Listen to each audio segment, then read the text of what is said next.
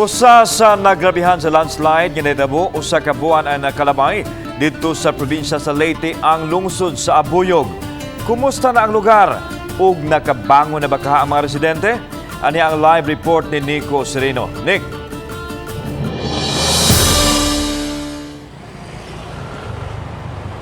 Yeslan, nagpabilin sa evacuation center ang mga residente sa Abuyog, Leyte nga napektuhan sa lapad nga landslide ni atong miaging buwan. Nagbayanihan ang mga tao nga naabtanamo sa barangay Bahay, lungsod sa Abuyog ni atong Biyernes. Naputos pa sa lapok ang komunidad nga naapektuhan sa pagdahili sa parte sa bukid, sa mga yuta, bato o sa mga punuan mismo. Sukad na hitabo ang trahedya, una kining clearing operation nga gilusad sa LGU, inabagan sa CDRRMO, kapulisan, barangay ug mga residente mismo. Ang mga mulupyo, pabilin nga nag-istar sa evacuation center. Naglimpyo lang kami niyan. Limpyo lang. Pero balik ka naman mo. Bumalik kami niyan. Oo.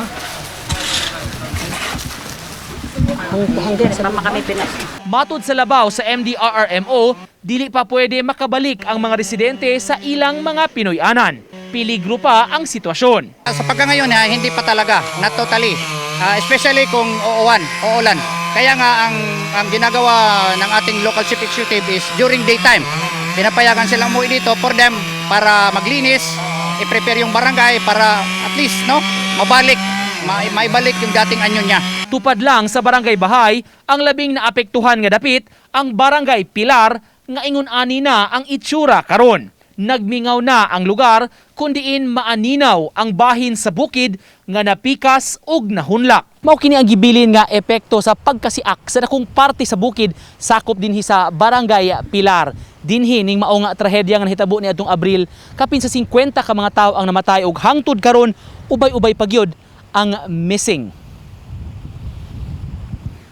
Sa kinatibukan, 56 ang namatay sa Abuyog ug 31 pa ang gipangita karon. Gawa sa barangay Pilar ug silingang barangay sa Bahay, apektado sab ang barangay Malagikay ug Lawaan sa maong lungsod.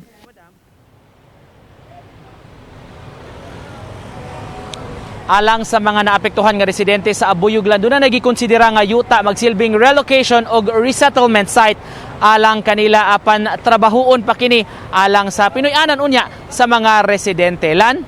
Daghang salamat, Nico Sereno.